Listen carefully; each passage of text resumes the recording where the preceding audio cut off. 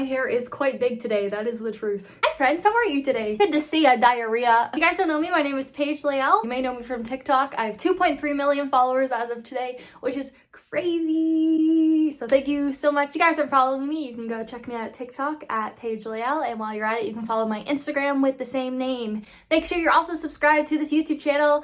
I'm Paige Hennekam. I'm 20 years old. Who fucking cares? I am autistic and we talk about autism and stuff. I think that this video is an important one to make, and it's one that I really want to make sure I have on my channel, so keep watching.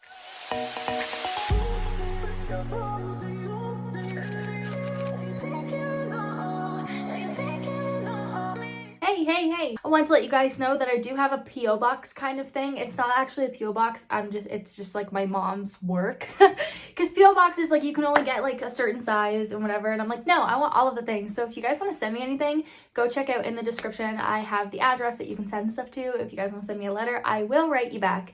I love writing, so send me a letter and I will send a letter back to you. I think that this video is really important. And before I start anything, I want to give my usual disclaimer out of the way. I do not, nor have I ever claimed to speak for every single autistic person. If you know one person with autism, you know one person with autism. It is not a universal experience. Every single autistic person is different, just like every single human being ever in the world. I will say though that most of what I talk about does seem to represent the majority of the autistic community. It seems to be, from my cumulative view, what the majority do think. And even if it's not, my opinions are what I think are the least harmful and the least ableist things. And I think that's important. When I don't know what to do, I care about what the least harmful thing to do is. But of course, this is just my experience, my opinions. I'm not an organization. I'm one human being. If you want other sides, other opinions, please go check out more autistic people. Well, now we got that out of the way. I hope no one gets mad at me. And I also wanted to get this out of the way. I have 7 diagnosed things kind of different about my brain.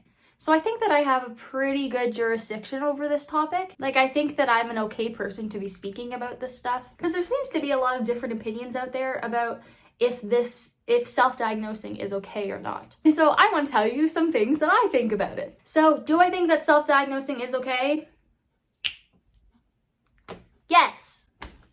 Yes, I do. Reason number 1, I live in Canada, where our healthcare is virtually free. That being said, a diagnosis can still cost thousands of dollars. Depends where you are, also how old you are, also like who's doing it.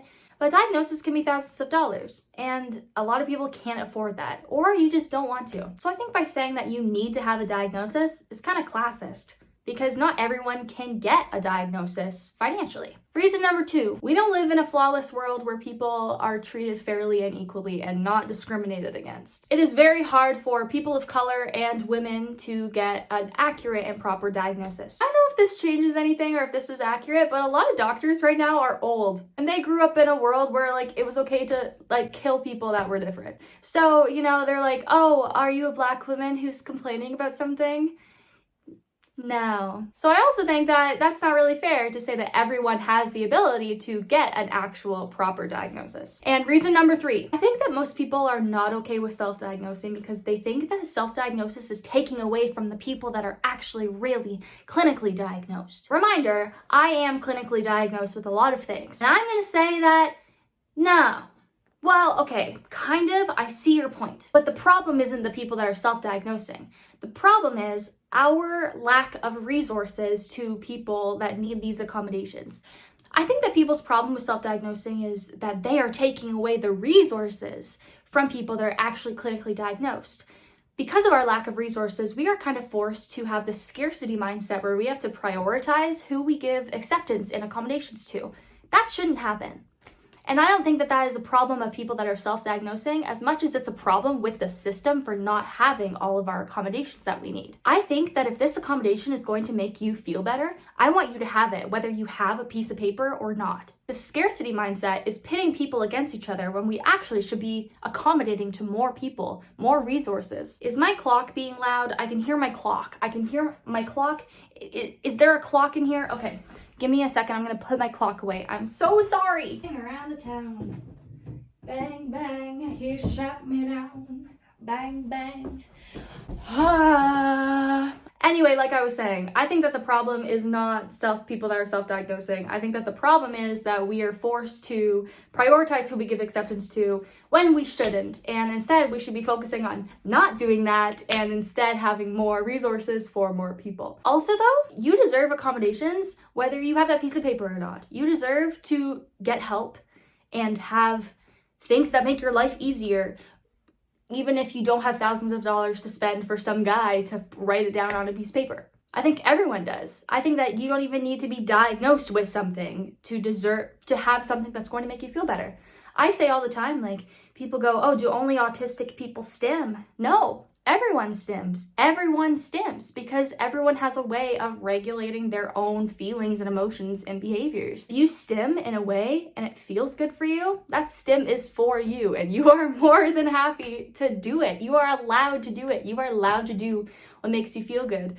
And I think that that's also coming back from what I wasn't diagnosed with autism until I was 15. And there are a lot of accommodations that I can have now that would have helped me growing up, but I didn't have them growing up because I wasn't diagnosed with anything. I think that if you have something that's going to help you, that is so important and that is good. And that means it is for you and you deserve to have it, whether or not these people also deserve to have it. You all deserve to have it. You deserve to take them, get the accommodations. I am okay with self-diagnosing. Now, of course, okay. I know y'all are gonna say, but people are self-diagnosing when they shouldn't be. Okay. I am good with self-diagnosing because I think that 99% of the people that are self-diagnosing are trying to better themselves in some way. They're trying to find answers for themselves. They're trying to find accommodations for themselves. They're trying to get help in some way. I do see what you're saying though, that like that 1% of the time are just people that think that they're kind of quirky and cool. I'm so OCD. Oh my God, I'm like bipolar. I think I'm autistic because Paige Hennekam is autistic and I don't know much about her at all besides what she shows on the internet, and I think that that could be me. I'm not super okay with those guys because, well, obviously, you know, it's not a walk in the park to be autistic or to have OCD or to be bipolar. But I don't like the idea of people pretending to be something or have something just for like attention, but they don't actually have any of the repercussions of it. Also kind of, you know, that's also kind of the reason why I'm not a fan of people that act as autistic characters on TV, because it's easy to act something and then not get any of the repercussions from it, not have any of the negatives from it. You just get all the positives. That's amazing. Congratulations. So I see your point. I know people are going to say that, but what about those guys? Okay, well, we can't prove that they're wrong. I get people every day. I'm perhaps one of the biggest publicly known autistic influencer people online right now. I get thousands of comments a day of people trying to like prove that I'm not autistic. And unless you see my brain scan, you will never be able to fully know. I do have a piece of paper that says I'm autistic, but even if I didn't, I still deserve respect and accommodations. People go, show the piece of paper and people will stop getting mad at you. No, because I shouldn't have to. So I'm not going to, because then that's going to show precedent that I only deserve respect if I am actually clinically diagnosed. Self-diagnoses are valid. Now, if you are part of the 1%, I'm going to teach you how to more accurately self-diagnose yourself so you can, you know, stop saying it if it doesn't work for you. If it works for you, hey, you know what? Welcome to the community. And if you are the 99% that is actually looking to self-diagnose because you think that there could be something out there that will help you, hopefully this does, to give you a more accurate representation of how to go about it. Okay, so here are my tips for self-diagnosing. Number 1, don't just listen to one person's experience. There are a lot of things that I say and people go, oh, I don't know if I'm autistic anymore because that doesn't relate to me. I will say this 1,000 times. We are all so different. There is no universal autism experience. I have hundreds of autistic friends and we all vary to some degree about literally everything, because autism is not just one thing. Please don't just watch me. And also, if you are only seeing what I am on social media, you're not getting the whole picture at all. I am not how I am on social media all the time. You know what else? I am having a tendency lately, and I used to have it when I was younger, to pick out every single split end in my hair. Oh, it turns out when you have hair the size, like all the way down to your freaking butt cheeks, this is impossible and takes up so much of your day. And so it's really hard, and I'd like to be able to stop it, but I can't. Okay, stop. Okay, there's your first self-diagnosing tip. Tip number 2, this is a big one. Don't just take BuzzFeed quizzes online and stuff. All those quizzes are like, do you have autism? If you see, you gotta test 1 out of 50, and if it's more than 45, like, you might be autistic. Listen, I'll do a whole video doing these quizzes for you to show that a lot of them are just so freaking vague. Don't use like one quiz as the basis of, yes, I am, yes, autism, yes. The quizzes are rarely ever accurate or made by reputable sources. Like half the time they're like BuzzFeed quizzes, and I'm like, no, BuzzFeed is not, it's not a reliable source. So where should you get your information from? This is number 3. Pick up the DSM-5. The DSM-5 is a diagnostic statistic manual, I think. It's what we use in Canada today, and they're working on number 6. It's what we use to diagnose mental and developmental intellectual disorders. This is going to give you the actual legit criteria that you need to be actually diagnosed clinically. This is what psychologists, psychiatrists are looking at to diagnose you or not. I mean, they could do a brain scan, but brain scans aren't even the most accurate all the time. And also, who's gonna do a brain scan when they can just judge you by your behavior? Which is hard because behavior is not an exact science, so they just gotta try their best. Pick up the DSM-5, go over that, see how you feel about that. If you're wondering about the diagnostic criteria for autism, I do have a YouTube video about that. I will link it down below. It can be a little tricky, it can be a little wordy, a little psychologist-y, so I also paraphrase it and give you real-world examples from my life. But the diagnostic manual is a great place to go to see if you have a disorder. I look like a spider. Oh, I braid my hair at night because I like it being like a little body, a little voluptuous, and then it just goes like, I want to be straight so bad. I do remember saying that in real life as well. Tip number 4, join Facebook groups, like support groups or other like social media groups that are filled with people of this community. You will be able to ask a lot of questions, hear a lot of different responses from a lot of different people, and a lot of times people are in there to ask about experiences or to gain insight or to have some kind of support, and you can answer and see if the way that these people are interacting makes sense to you. Self-diagnosing tip number 5. Don't just take things that you see on the internet. If you actually want to see what's going on, I highly recommend that you talk to actual people in real life and you can see the differences. And also, if you're doing that, if you're talking to an autistic person in real life, trying to see if you are also autistic, have a conversation for a bit, for kind of a long time, not like super long, but long enough for them to be able to not mask if that's what's going on. Because a lot of times, you know, people mask, they are uncomfortable with you. So have it for, you know, a little bit of time, a little bit of a period of time. Self-diagnosing tip number 6. If you are under the age of 18, you can get diagnosed by a child psychologist or child psychiatrist. These, most of the time in Canada anyway, are free. So I highly recommend that you do that before you turn 18. Self-diagnosing tip number 7. So what you're going to want to do is talk to your doctor to get referred to someone who can diagnose you. This is going to be a psychologist or psychiatrist. You cannot be diagnosed by a therapist. You cannot be diagnosed by like a mental health clinic crisis person. If your doctor is not keen on doing it himself or they're not sure about it, they need to send you to most often a psychiatrist. If you cannot get a referral, if your doctor is being a douchebag about it, find one yourself. I guess that's not self-diagnosing, is it?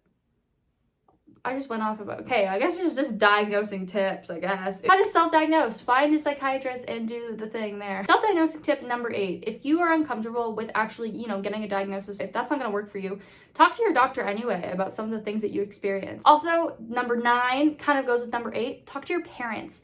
If you're in a situation where you cannot talk to your parents about this stuff, then this obviously is not going to work for you. But if you are, a lot of the times you can ask your parents questions about things that you did as a child.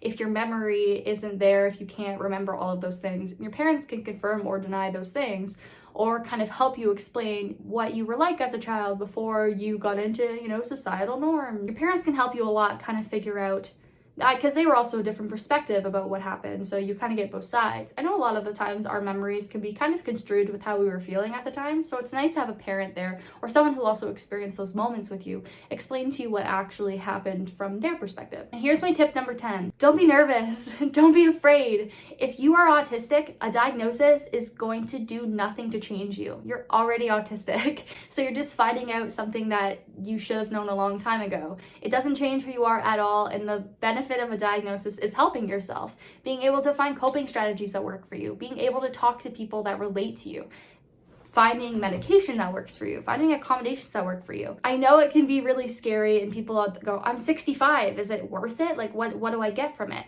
That's really up to you if you think that knowing would be helpful to you. I got my diagnosis when I was 15, and I wish all the time that it was sooner. I wish I was diagnosed when I was young baby infant. Then I could have had accommodations all throughout that time. The point is, I know now, and I never have to live my life without knowing that I'm autistic from now on. That means that I can be myself more, I can have accommodations that work for me more, and I accept myself. I understand my flaws.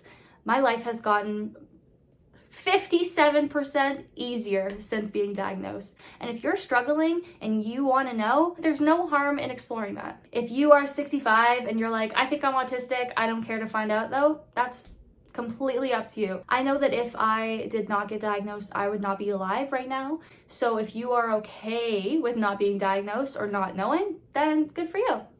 Don't worry about it. I want you to know that it's not that scary to find out things about yourself. I think it's really helpful, actually. So I hope that you found these tips helpful. I mean, every time I say that I'm okay with self-diagnosing, people are like, oh my God. But it's like, yeah, what is the problem? There shouldn't be a problem. I think that I really care about helping people, and I really want people to be good. And if you're not good, if you're not okay, you deserve to be okay. You deserve to get the accommodations anyway. I deserved accommodations when I was younger, even though I wasn't diagnosed yet. I was still autistic. Self-diagnosing is valid. It has to be valid. And I think that you deserve all of the accommodations.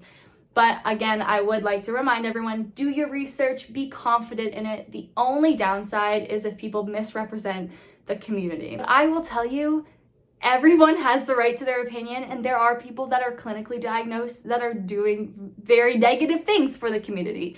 So it's not even that. It's not even like only clinically diagnosed people are allowed to talk, because a lot of the times clinically diagnosed people still aren't doing the good things. If you're not okay with self-diagnosing for that reason, just calm down, because it happens. You don't have to be actually diagnosed to do good and be good. I hope that I'm not harming anybody. And I know that there are some people that are actually diagnosed with things that do more harm than good. If you're self-diagnosing for the right reasons, I don't care. I think that you should do that. Thank you guys for listening to me. As always, I love you.